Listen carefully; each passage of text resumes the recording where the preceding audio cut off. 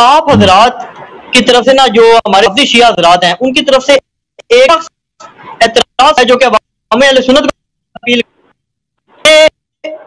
اہل بیت سے دین نہیں لیا گیا، اور یہ بغض کے تحت سنی محدثین نے بےمانی کے تحت باقاعدہ ایک پلاننگ کے تحت اہل بیت کو چھوڑا ہے۔ تو آج ہی میں ایک ویڈیو دیکھ رہا تھا، حالانکہ وہ جو مفتی صاحب تھے، وہ علامہ صاحب تھے، وہ تقریباً شیعہ کی طرف مائل تھے، جن کی ویڈیو تھی، وہ واللہ عالم ان کا نام بھی میرے ذہن سے نکل گیا ہے۔ تو انہوں نے یہ بات کہی، وہ کہتے ہیں جی سینکڑوں کے حساب سے بلکہ ہزاروں کے حساب سے ہماری جو احادیث کی کتب ہے، ایون بخاری کا وہ کہہ رہے تھے، انہوں نے روافض سے کٹر رافضیوں سے روایات لی ہیں، کٹر رافضیوں سے۔ اور پھر اگلی بات یہ ہے کہ کیا کوئی ایسا سنی محدث ہے جس ظالم نے ائمہ اہل بیت کرام کو نعوذ باللہ کذاب کہا ہو، رجال کا کوئی علی محدث لگاؤ یہ نعوذ باللہ جھوٹے تھے، یا کہو جی ان کا جناب حافظے کمزور تھے، یا نعوذ باللہ کسی کی ایمان پہ شک کیا ہو، یا کسی کو یہی کہو کہ یہ رافضی تھا نعوذ باللہ، ایسا کوئی ہے کیا؟ یہ آپ ایسے الزام لگا دیتے ہیں؟ پہلی بات جو ہے نا کہ دیکھیں اس زمانے میں تابعین کے زمانے میں بہت سارے لوگ تھے جو شیعہ تھے، کٹر رافضی تھے تابعین کے زمانے میں، یعنی بنی امیہ کی حکومت سنہ 40 کے بعد جب معاویہ کی حکومت آئی ہے تو شیعہ انڈر گراؤنڈ چلے گئے، شیعہ یعنی وہ قتل ہوتے تھے۔ زیاد ابن ابی کی حکومت کے دوران اور معاویہ کی حکومت کے دوران وہ چن چن کے مارتے تھے، تو لوگ چپ جاتے تھے، تشیع کا اظہار نہیں کرتے تھے، اور بہت سارے لوگ قتل بھی ہو گئے۔ اور پھر اس طرح بنی مروان کی جب حکومت آئی ہے تو وہ لوگ تو حجاج ابن یوسف کی حکومت تھی عراق میں، تو یہ لوگ شیعوں کو مارتے تھے، تو وہاں پہ اس وقت شیعہ بہت تھے علماء میں، لیکن وہ سخت تقیہ میں تھے، یعنی اپنے بچوں کو اس سے بھی تقیہ کرتے تھے، اپنے اولاد سے بھی چھپاتے تھے۔ تو لازمی بات ہے ان کے پاس وہ بہت سارے علماء تھے، ان میں بہت سارے حفاظ تھے، ان کے پاس حدیث تھی، تو ان سے جو احادیث لی گئی ہیں تو ان میں بہت سارے رافضی ہیں، بہت سارے شیعہ ہیں، بے شمار۔ بخاری مسلم میں ذہبی صاحب کتاب تذکرۃ الحفاظ کے ابتدا میں اس میں کہتے ہیں کہ اگر ہم شیعوں کے احادیث کو چھوڑ دیں اپنی کتب میں تو ہمارے پاس سنت نہیں بچے گا۔ یہ نص الفاظ ہیں تذکرۃ الحفاظ کے ابتدا میں، ابان ابن تغلب کا ترجمہ پیش کرتے ہیں، ان کا زندگی نامہ، ابان ابن تغلب شیعہ راوی، تو کہتے ہیں کہ اگر ہم شیعوں کو نکال دیں تو ہم سنت نہیں بچے گا، ہمارے پاس حدیث ہی نہیں بچے گا۔ تو اس میں بے شمار تھے، اور پھر آہستہ آہستہ تقیہ کی وجہ سے اگلے جو نسلیں آ گئی نا تو ان کو سب یہ باتیں جو ان پرانی نسلوں کو پتہ تھیں وہ آہستہ آہستہ کم ہوتی گئیں۔ تو پرانے جو نئی نسلیں ہیں، اور پھر اس میں حکومات کا بھی بڑا ہاتھ ہے نا، کہ لوگوں کی تربیت تو کون کرتے ہیں؟ لوگوں کی تربیت وہی کرتے ہیں جو نماز جمعہ پڑھائے، جس کے ہاتھ میں مساجد ہیں، جس کے ہاتھ میں جمعے ہیں، جس کے اس زمانے میں قضات کا بڑا رول ہوتا تھا، قاضی جو شہر کا ہوتا تھا، قبیلے کا قاضی جو ہوتا تھا، اس کا بڑا رول ہوتا تھا، نماز وہی پڑھاتا تھا اور فتوے وہی دیتا تھا اور لوگوں کو دین وہی سکھاتا تھا اور خطبے جمعے وغیرہ کا وہی بتاتا تھا، لوگ انہی سے سیکھتے تھے۔ تو اس زمانے میں قاضی وغیرہ یہ سب لوگ دربار سے تعین ہوتا تھا، ان کا بنی امیہ تعین کرتے تھے، اور وہ میک شور کرتے تھے کہ ایسے لوگ تعین کریں جو بالکل ان کو اہل بیت علیہ السلام سے کسی قسم کی ہمدردی نہ ہو، کیونکہ ان کی حکومت کا اسی لیجیٹمیسی اسی بات پر ہے کہ اہل بیت علیہ السلام امام نہیں ہے۔ اگر وہ مان لیں کہ اہل بیت علیہ السلام امامت ان کی ہے تو پھر ان کی اپنی حکومت کا تختہ الٹ جائے گا۔ ان کے لیے سیاسی منفعت، نہایت سیاسی منفعت اسی بات پر ہے کہ لوگ ان کو لیجیٹمیٹ خلیفہ مان لیں۔ تو اگلے والے نسلوں میں یہ چلتا جب گیا تو اس طرح یہ تشیع کا رنگ ضعیف ہو گیا، تشیع کا، اور وہ روایات جو پچھلے والے نسل والے لوگ نقل کرتے تھے احادیث اہل بیت علیہ السلام کی شان میں، دوسرے نسلوں میں وہ فلٹر زیادہ ہونے لگا۔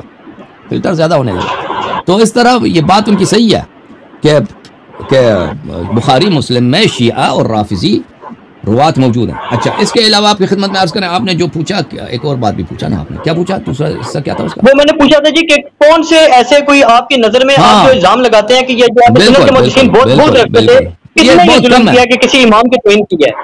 یہ بہت کم ہے، یہ کم ہے لیکن ہے۔ مثلا میرے ذہن میں جو آتا ہے حافظ دارقطنی نے کچھ ایسے جملے بولے تھے حضرت امام جعفر صادق علیہ السلام، یا ایسے ہیں بہت کم، نہایت کم ہے کہ انہوں نے ان کی تضعیف کی تھی۔ یا ابن تیمیہ ہے، ابن تیمیہ صریح اپنے کتاب میں کہتا ہے ملعون ہے، کہتا ہے کہ حضرت زہرا سلام اللہ علیہا میں نستجیر باللہ، یہ ابن تیمیہ جاننے پہچاننے کے لیے میں آپ کو سنا رہا ہوں، یہ جس کو یہ شیخ الاسلام بولتے ہیں، اور آپ کے وہابی ان کی ہر بات کو اللہ جانتا ہے حدیث کی طرح، ابن تیمیہ کے جملوں کو، ابن تیمیہ کے استدلال کو، دلیل کو، یا اس کے فتوے کو اللہ جانتا ہے۔ وہابی حدیث کی طرح اس کے ساتھ ٹریٹ کرتا ہے، نص قرآن کی طرف ٹریٹ کرتا ہے۔ وہ اپنی کتاب میں صریح کہتا ہے کہ حضرت زہرا سلام اللہ علیہا میں کچھ نفاق تھا، نستجیر باللہ، وہ اس طرح اس نے کہا ابن تیمیہ نے اپنی کتاب میں۔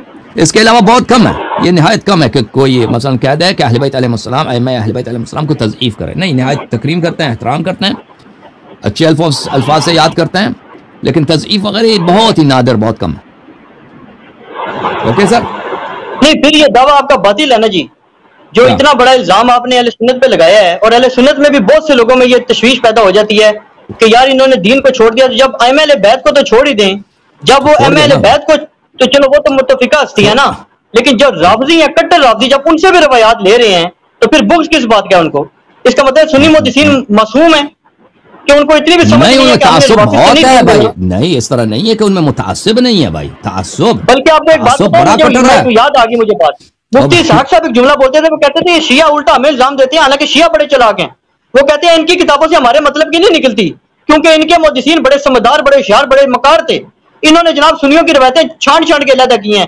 ہمارے تو کہتے ہیں اتنے سادے بھولے لوگ ہیں، انہوں نے ہمارے گلے مصیبت ڈالی ہوئی ہے کہ چن چن کے جناب روافض سے روایتیں لے گئے اور شیعہ ہمارے گلے میں فٹ کی ہیں انہوں نے. اور اب یہ کہتے ہیں جی تم ظالم ہو کہ تم نے دین نہیں لیا. کہتے ہیں لیا تو انہوں نے نہیں ہمارے سے.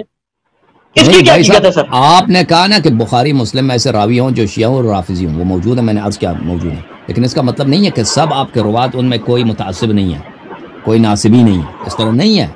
آپ کے روات میں وہاں پہ شیعہ رافضی موجود ہیں، لیکن وہ ان سے ایسے روایت نقل کرتے ہیں نا وضو کے مسئلے پر یا تفسیر قرآن پر، امامت وغیرہ کے مسائل پہ، وہ اس کی روایت بہت کم ہے ایسے شیعوں سے. اور اگر پتہ چل جائے نا اہل بیت علیہ السلام کے فضائل پہ کہ یہ راوی شیعہ ہے، یہ راوی اس کا میل تشیع کی طرف ہے، تو اس کو اسی لیے یہ بے شمار ہے، اللہ جانتا ہے آپ کی کتب میں، اسی لیے رد کرتے ہیں کہ بھئی یہ جو ہے کوفے کا آدمی ہے. صرف اسی لیے کہتے ہیں یہ کوفی ہے. کوفی ان کے نزدیک ایک رمز ہے کہ کوفے میں اکثر شیعہ رہتے تھے، تو اس کوفی ہونے کی وجہ سے کو رد کرتے تھے، یا کہتے تھے یہ شیعہ ہے، اس کا حدیث. ایک قاعدہ بنا دیا آپ کے محدثین نے کہ اگر فضائل اہل بیت علیہ السلام میں کوئی راوی حدیث نقل کرے، اس میں تشیع ہو، وہ شیعوں کی طرف مائل ہو، تو اس کی حدیث کو ہم نہیں مانتے، حالانکہ آدمی وہ سچا بھی ہو نہیں مانتے.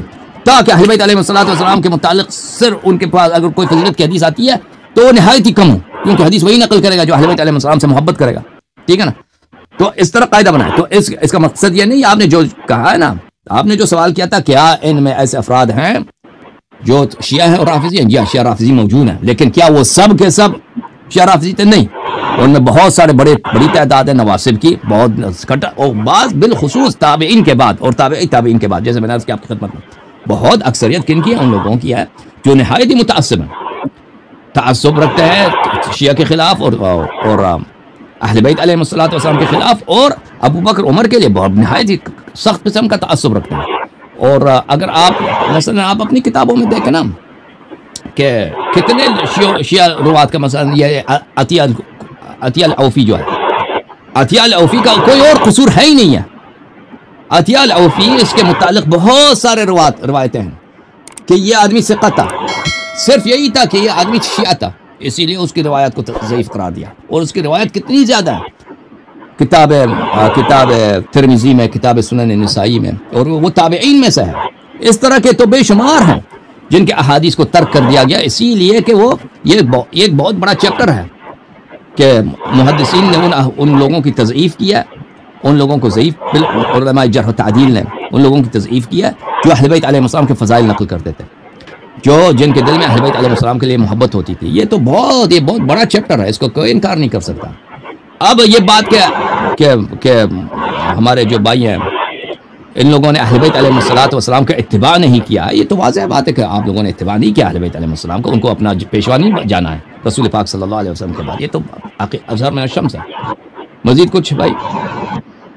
سر بس فائنل بات آپ سے ایک بس ریکویسٹ ہے.